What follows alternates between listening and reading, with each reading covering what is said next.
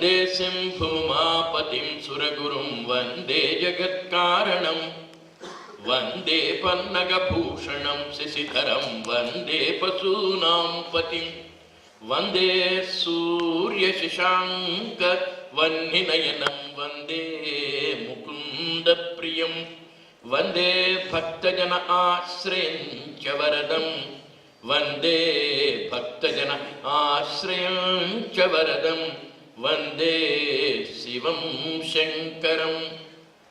Friends, it is yoga when we are aware of the truth all the time. Truth is available to us in three forms. One is totally unreal. The other is absolutely real. The third is relatively real.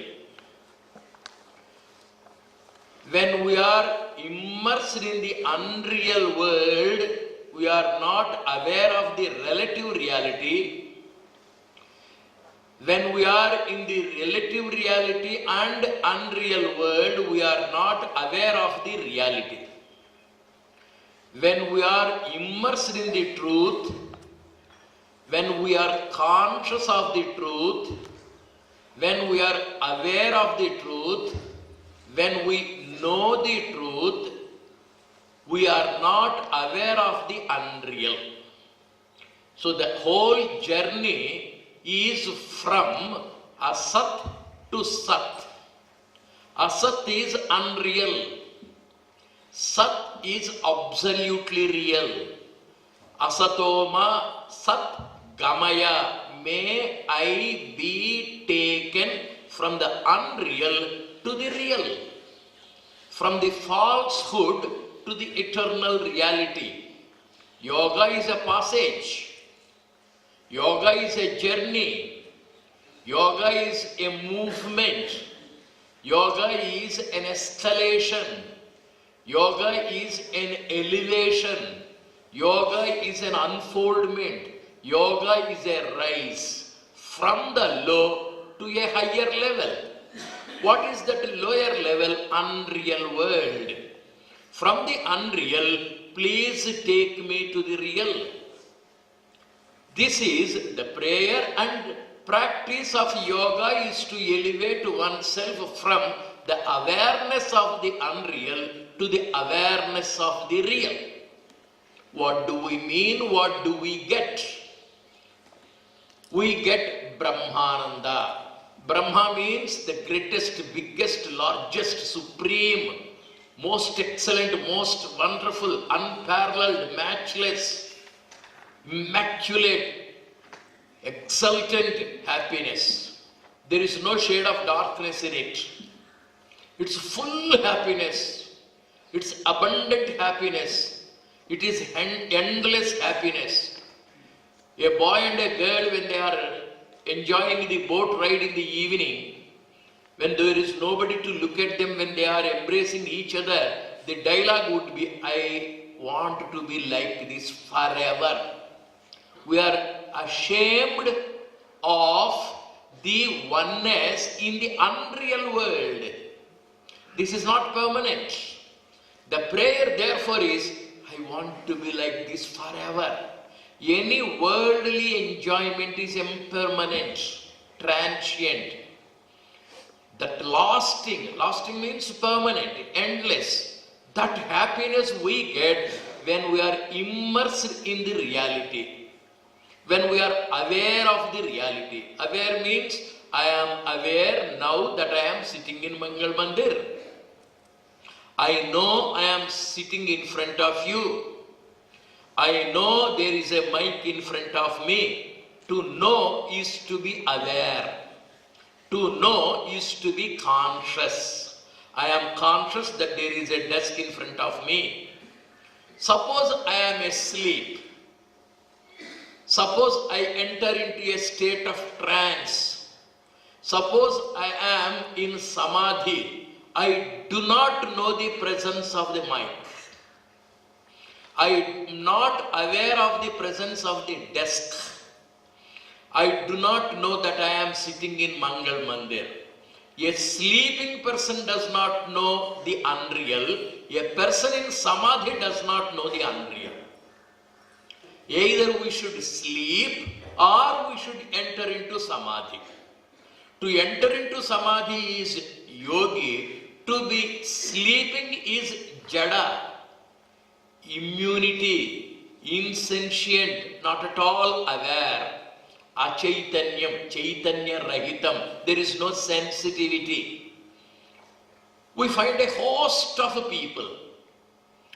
Swami Vivekananda, when he was a boy, called Narendranath. This Narendranath was fond of meditation. He used to go to the park, or he used to go to the open space. He used to go to the greenwood tree shade, and he would sit there with his spinal cord erect. And he would sit absorbed in meditation. One day, he went to the place with his friends. All the friends were enjoying the game of sadhana meditation. It's a sport for them.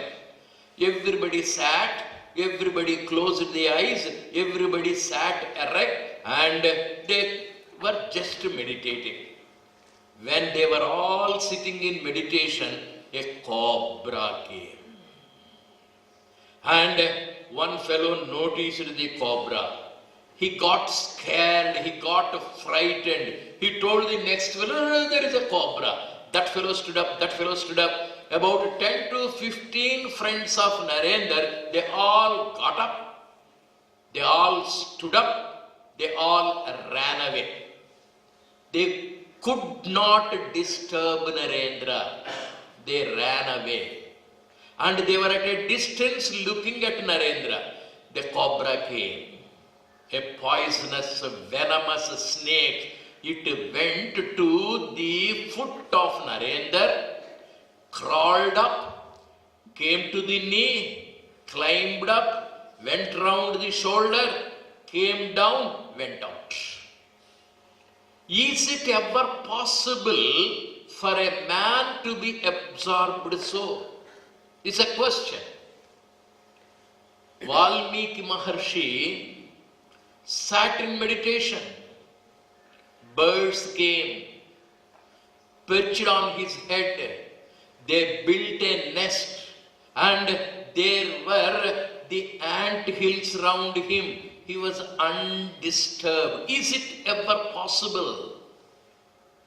Ramadas, in the recent past, Andhra Pradesh, was beaten. He was given salty biscuits, and he enjoyed them, thinking it is all Rama Bhajan, Rama Nama Japa, sweet, sweet, sweet Madhuram. Is it ever possible? Everywhere in our scriptures, we find people putting up with the pain, no, not knowing the pain. There was a saint in Tamil Nadu. He was caught and he was tied to a stone. He was thrown into a furnace. And the man, though caught, though was burning, he sang a beautiful song in praise of Lord Shiva. This is pleasure. Maasil veenayum maalai madiyamum. Visu tendralum veengila venilum. He sang exultantly. Ramadas sang in praise of Sri Ram very enchantingly. And in Bhagavata Purana, when boy Prahlad was thrown into the furnace, he was singing the glory of Narayan. When he was being bitten by the scorpions and the snakes, he was singing gloriously of the great God Narayan. Is it ever possible? What is happening in them?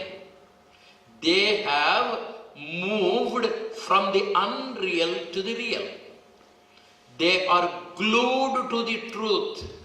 When they are fixed in the truth, when they are established in the truth, when they are aware of the truth, they are not aware of the untruth. Is it possible, sir? Yes, it's very much possible. Small examples. You are traveling by a train.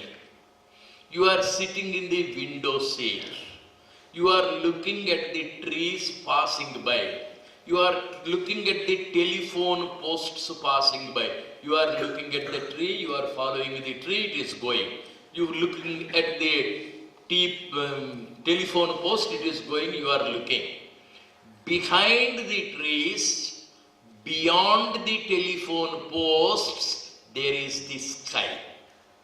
And that sky is unmoving. That is the background, and you are now looking at the sky, you don't look at the tree. Tree moves. Telephone posts move. Your train is galloping. Your attention is there beyond the trees, beyond the telephone posts, and you don't look at them. Similarly, you go to a cinema. The screen is the reality. The pictures are unreal. When you are looking at the screen, you cannot look at the picture. When you look at the picture, you don't look at the screen. A common experience before coming to the Mangal Mandir, in our rooms, what do? We go to the mirror, looking glass, reflecting glass, and there I know it is a glass, but the moment I stand before that mirror, I don't look at the mirror. I look at myself. I tilt my eyebrows. I wet my lips. I adjust my hair. Look, smile. I pat myself. A wonderful man. I appreciate it. Who is it that I am looking at? Myself. Where do I look at myself? In the mirror. Mirror is real.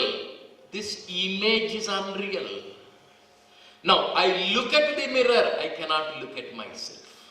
World is the mirror. In this mirror, you see the truth, God.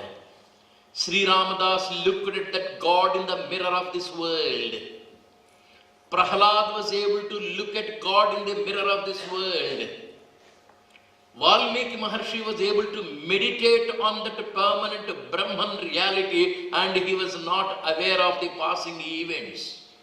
Sir, it is all right while seeing, for example, on this screen, there is a mark. You are all reading Bhagavad Gita. I was worried of that mark. This screen is getting spoiled. I am concentrating on that mark. When you go beyond the unreal, you see the real. Seeing is okay, sir. How about pain?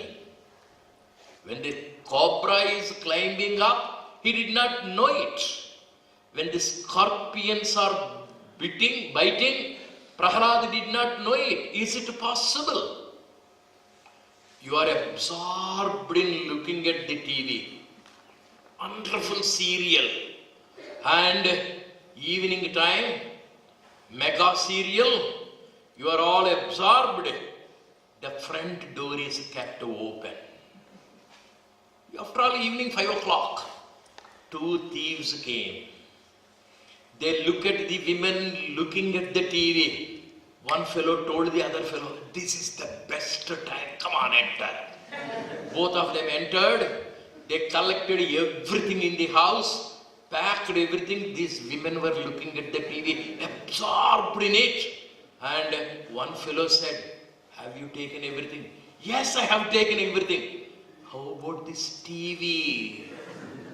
One fellow came, he lifted the TV, the other fellow came to help, and one woman was telling, wonderful, they have created a scene in which the TV is being lifted. So absorbed they did not know. I was running a college, and nearby there was a theatre. That theatre was not an AC theatre. This boy Without telling us, without taking the permission, he went to see a film, and he saw the film at about 9:30 or 10. He came. He slept. Next day morning, I was going around. The boy was taking a bath. I found there are blisters. There were marks. There were red patches. My boy, what's wrong with you? Sir, they seem to be mosquito bites. Yes, sir. When did you have the mosquito bite? How is it you suffer from? No, sir, I am not suffering. When did you have? Sir, I went to a cinema, sir, last night. Good. Cinema is full of mosquito theater. And then I was looking at the cinema, immersed in the theater, immersed in the story, looking at the heroine, hero, duet, and these mosquitoes, I did not know the mosquito bite. Mosquito bite is a prick. I did not feel the prick of the mosquito bite because I was absorbed in the cinema. Similarly, when a man is absorbed in God, devotion, music, Sri Ramakrishna Paramahamsa went into a trance enjoying the presence of the Almighty. He got elevated. He did not know where he was, what he was, how he was. It was impossible for the people to bring him to reality. When the ordinary boy was unable to know the prick and pain of the mosquito bite because he was absorbed in the cinema, can't we expect Sri Ramakrishna Paramahamsa to be absorbed in divine consciousness, to be unaware of the worldly problems? Socrates was elevated. He did not feel the pinch of poverty. Subramanya Bharati of Tamil Nadu, he was so elevated, he did not feel the pinch of poverty. When you go to a higher level, the lower pains, troubles do not disturb you. Almost all the yogis like Valmiki, Sri Ramakrishna Paramahamsa, Ramana Maharshi, when Ramana Maharshi was doing tapasya, students, small boys used to throw stones at him. There used to be blood. He was not aware of that. In the ancient days in the Gurukul, the children while studying were given food with castor oil. They did not feel the smell of castor oil. It's only after their education was completed. When you are absorbed in something higher, lower things do not come to our awareness. Reality is abundant, it's permanent, it is most enjoyable. Yoga is to go from asat to sat. When we are thus going to a higher level in yogic practices, small things will not be known. Having come to Prashanti, let us not bestow attention on small things. Let us try to rise to a higher level. Let us try to meditate on that Brahman, and then that would be wonderful. Now, my dear friends, our young boys are here to show you a small film to educate you in the world. The campus is to be clean. The campus is to be orderly. God comes and dances in a place where the stage is clean. Prashanti Kutir has to provide a clean stage, a plastic-free stage, so that God can come and dance here. They are going to show a small film. Please see it. So one thing is everything. One is what? That is Narayana.